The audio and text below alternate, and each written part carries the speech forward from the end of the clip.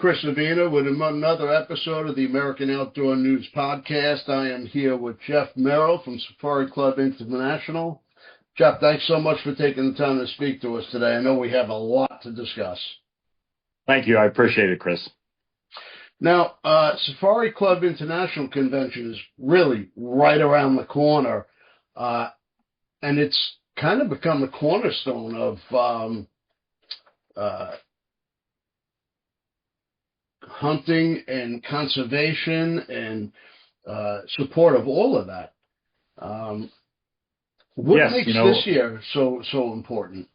Well, this is our fourth year in Nashville, and we are really excited about what our lineup is this year. All our numbers have come in really good. Our attendance strength is way up compared to last year, days out. Our entertainment is fantastic. Our auction items are beyond anything we've seen in our history of SCI. So I just think all signs are pointing to a very good convention in a fantastic city of Nashville, which lends itself very well to our demographic of attendees and exhibitors. How has moving the convention to Nashville really changed the landscape of not only the convention, Safari Club International? Well, we started over 50 years ago, and we were never east of the Mississippi until we came to Nashville. It was I won't lie to you, it was a tough decision because to break a tradition of being in Reno and Nashville, or in Reno and Las Vegas all those years, was a change for us.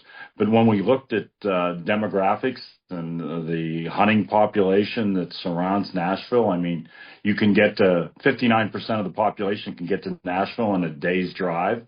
Yep. Coming through, and if you take a circle around there, they're all hunting states that are around there. So it allows us more access from our members, and we are a member-only convention, and more access from our members from all the different parts of the Midwest, very easily accessible. And Nashville is a super friendly city with incredible amount of hotels right within walking distance of the convention center. So that adds a big plus, the convenience for our exhibitors and our attendees. Yeah, I don't think Nashville's ever going to let you guys leave there. Well, we are booked through 33 right now. So booked through 33 and working on years forward after that, negotiating as we speak.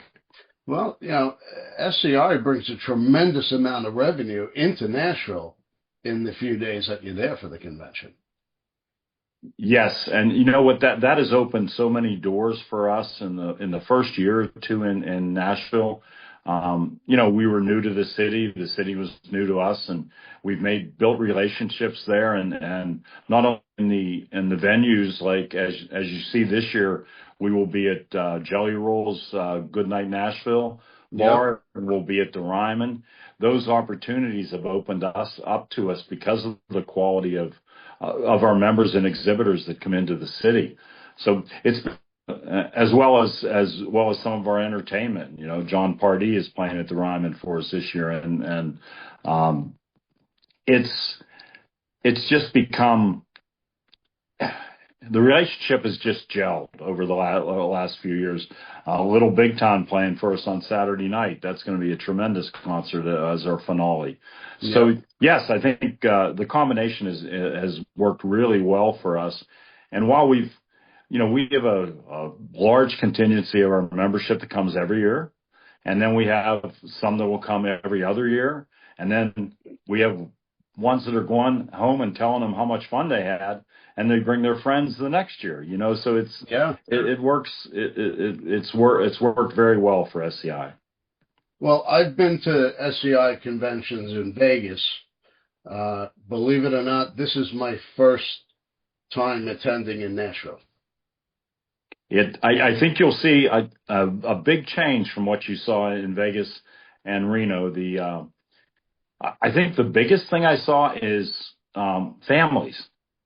We have families, women, kids. They are there because there's something for everybody on our show floor, and you can't you can't do it in a day. If you do it in a day, you're just walking past glancing. It's a large show floor. We have 923 exhibitors. Wow. 1,741 booths.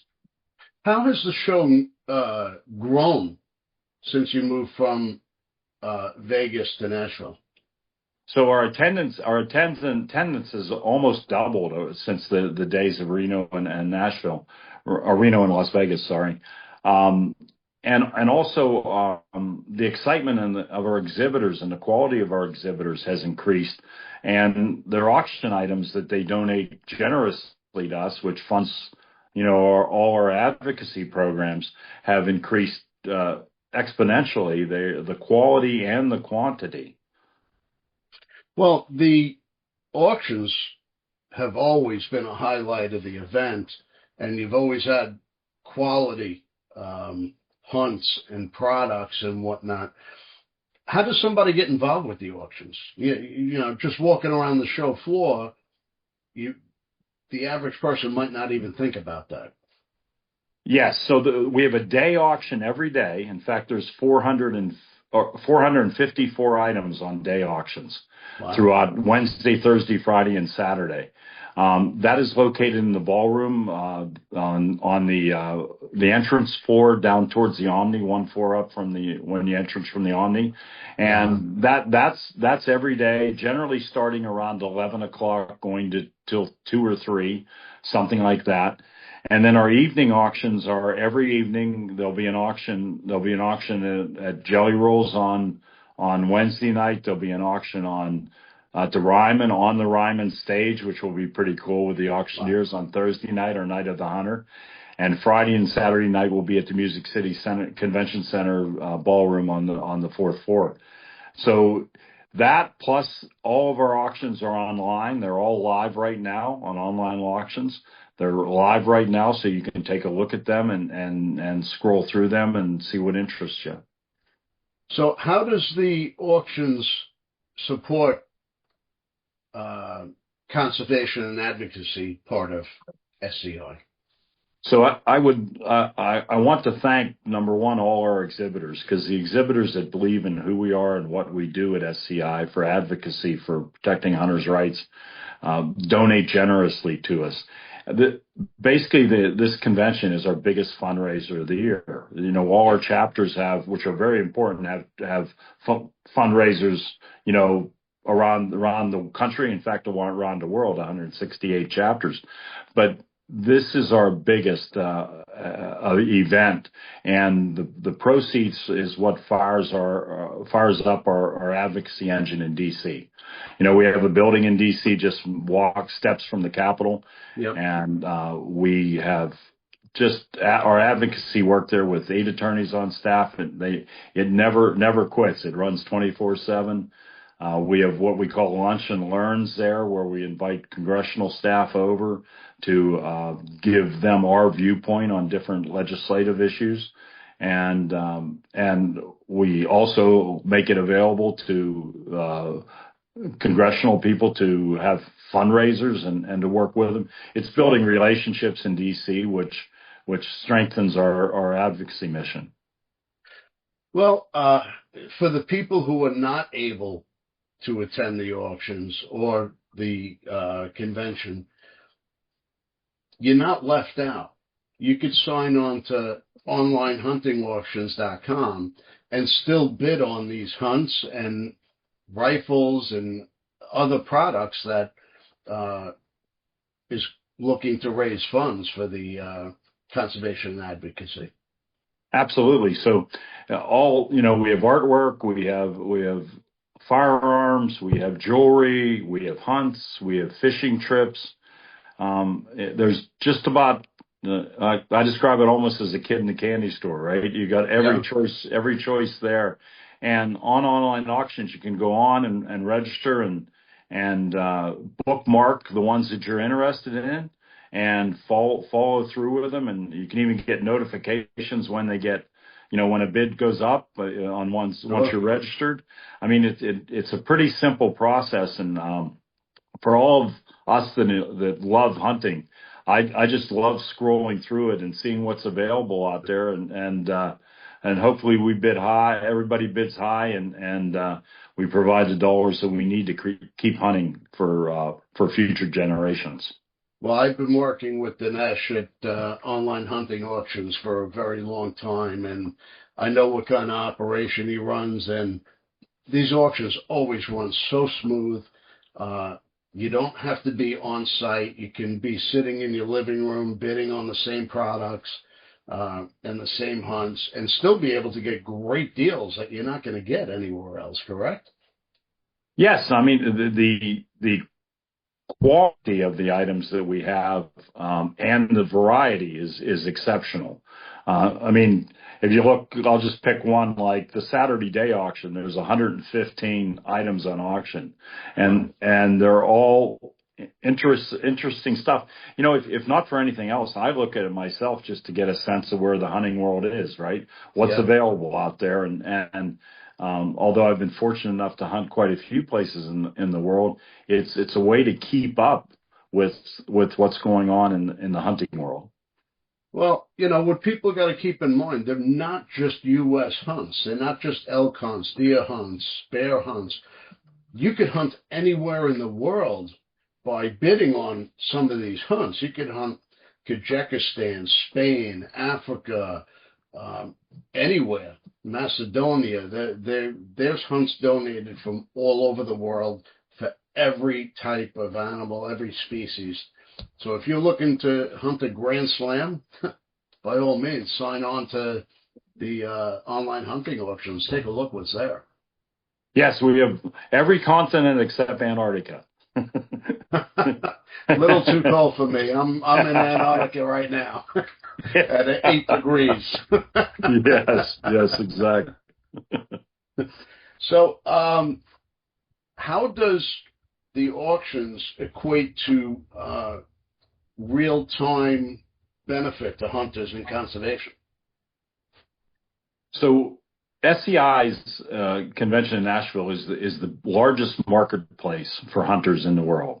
So it's the tie-in and the combination of the exhibitors working with SCI through their donations and SCI bringing buyers to our convention, our members, as a member-only convention, bringing buyers to convention works excellent in providing the funds that we need to support our mission of hunting and sustainable use conservation, protecting the hunting. And from my personal standpoint, my reason for what I do with SCI is simply to protect hunting for my children and my grandchildren. I want them to have the same opportunities that I've had.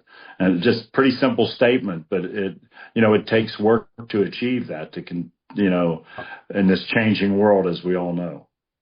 Well, that's why mentorship is such a big part of what we do. Introducing family, your children, your cousins' kids to the outdoors, or take your neighbor's kid, to just introduce somebody to the outdoors. And that's going to keep our lifestyle for the generations to come. Yes, exactly. So on that same note, SCI has recently partnership with the Outdoors Tomorrow Foundation. Yes, and we're looking at growing that. Currently, it's in 2,000 schools. And we're looking to grow that over the next few years into 5,000 schools. Who knows where the limit is through our chapter network, right? Of working through. So I think that's, the two go hand in hand, protecting hunting and keeping youth involved in the outdoor sports. I've been working with Outdoor Tomorrow Foundation as well for many years. And I know just in New York alone, I believe they're in about 30 New York City schools, between Manhattan and the boroughs, Queens, Brooklyn, the Bronx, presenting opportunities that these kids have never seen before, being able to go fishing or rafting or find out about life survival skills. It's really a tremendous organization. Yes, absolutely. I think some of the data on that, there were 30,000 kids they put in the field every year right now. And I think we have the ability to increase that 3, 4, or 5-fold, and that's our hopes to work with Outdoors Tomorrow Foundation to grow their programs. The curriculum's already there; it's been there, right? And the work in the schools, and it'll be our job to increase the volume of schools that participate. And with 168 chapters worldwide, we have that ability. I actually attended one of their recruiting sessions, about a year ago, and it was in a gymnasium in Bayside, and it was packed with teachers from all over the city that were interested in the program. It's really phenomenal. Yes. I think it was a tremendous opportunity, and it was wholly supported by our entire board as an excellent way to reach out and touch more children and get them involved in not only just hunting but the total outdoors, which get them off their iPads, right? Yeah, get them off the computer. And it's not just about hunting. I mean, they could go camping, they could go hiking, they could go rafting. It's all part of what we do. 100%. You mentioned before coming to Nashville this year. I think that's what you'll see. You see there's so much of interest to children and on the convention show floor, from all the taxidermy mounts, the displays that are there, and our seminars that we have that are involved. We have a special mix and mingle for youth that'll be there, and another one for women in hunting, Women Go Hunting. Yep. And I think those things all add to the excitement of the convention. Well, I know this convention generates a ton of money for the organization, for advocacy, but in today's ever-changing landscape, what are the most critical battles in advocacy that SCI is fighting for in conservation and hunting? So there's a couple of them. One is keeping public land open to hunting. You know, another one is importation of trophies. That's important. That is a battle we fight. The other ones are specific species, like the Louisiana black bear, the Florida black bear, the New Jersey black bear that SCI has worked on. And just recently in my home state of Pennsylvania, although it took many years, we got Sunday hunting, and yes, that's huge. Absolutely. We're one of the last few states to do that, and it was a long push to get that through, but we stayed with it and kept working relationships, and eventually got it. And I actually hunted on Sunday with my grandson and two other father and sons that down in Washington County this year, and the two of the three shot their first animal ever in deer season. So it was a pretty credible experience to be with them. It's like reliving your first deer for the first time all over again. 100%. Yeah, I actually guide in Pennsylvania every now and then, and not being able to hunt on Sundays was a big thing. But sure, with kids have all their sports, and Saturday's a busy day, and you're not gonna. I know as a kid, my father would take me up to Potter County for deer season. We'd leave Friday night and come back Sunday. We'd hunt all day Saturday. Kids don't have that opportunity as much anymore, and I think with Sunday hunting, it gives you one more option. You can hunt that Sunday morning, right, or Sunday till lunchtime, and then drive home. Well, I remember when we didn't have Sunday hunting in New York. Our season always opened on a Monday, which means we'd have to take off work or think of some excuse to call in sick for a few days. Yes. You know, it's funny here I live in a little community, Morris, Pennsylvania, and our school still has the first Monday of deer season is still off. So we're the traditionalists here that have kept that Monday off. Yeah, it's owning my own magazine and podcast. I have a computer. I could do it from anywhere. So I'm a little more fortunate than most, but Yeah, yes. I get it though. But looking ahead, how do SCI members as well as regular outdoorsmen um, support the mission beyond just going to the convention?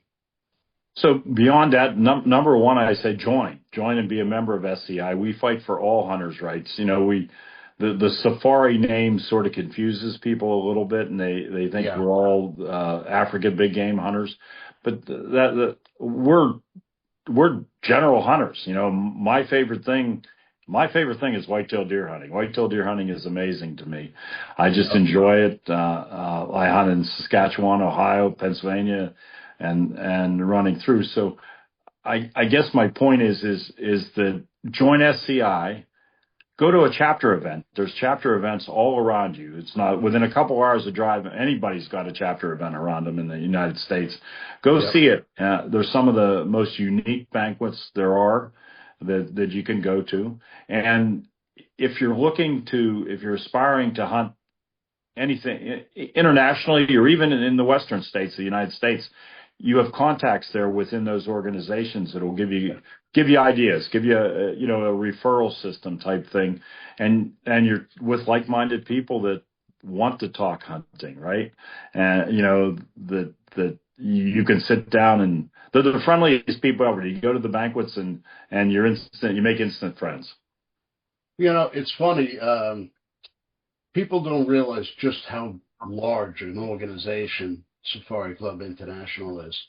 For somebody who bids on a hunt and they've never traveled for a hunt before, they can actually call SCI, and there's people to speak to tell you exactly what you need to do, what you need to bring. If you're getting on a plane with a firearm or a bow, or there's somebody that could walk you through the entire process of going on a destination hunt. Absolutely. Barbara Cron with the Hunter Information Service is there to help and to guide you, each step of the way if you have questions. We also our magazines, our Safari Times, Safari magazines. Periodically, we have articles that discuss stuff like that. Mm-hmm. At convention, there's a seminar for the first time Africa hunter, or how to work on the draw odds in the Western states, or meet Jim Shockey, or there's that's all available there. And I will tell you also this year, for the first time, Steve Ranella, the meat eater, will be at convention and has a seminar. So it's we are growing in our influence, but that also allows us to provide more for our membership. You know, that's funny you mention that, because that's another bonus to going to attend the Safari Club International Convention. You never know who's going to be walking around the floor. Your favorite host from your favorite hunting show will be there. Melissa Bachman is always there. Jim Shockey, Crispy Lee Cook. Everybody's there. Plus, you might bump into Jelly Roll. You might bump into Kid Rock. There's a lot of famous people that enjoy the outdoors, that show up at these shows, that you just might have the opportunity to bump into. And when you talk hunting with somebody, they're not famous. They're just like you and me. They want to talk about their hunts just like we do. Yeah, we say you'll never know till you go, and that also leads to who you may run into, because politicians too are there. We have our awards on Friday night, our advocacy night. I know the Minister of Tourism from Zambia will be there that evening. So we reach out across the whole part of the world. Donald Trump Jr. has been there in the past. We hear he's going to be here this year. Their schedules are busier than ours sometimes, and they make time for us. So and we appreciate that.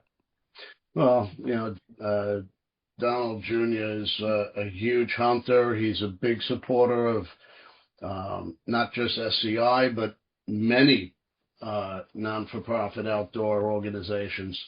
He has an auction item on Friday night that he will be attending with Keegan McCarthy. So. Okay. Yeah. Well, there's something for everybody. It's It's a convention and an event that you don't want to miss. It's the February 17th through the 22nd. That's correct. So it starts with our Beretta night, the Foundations banquet on Tuesday night.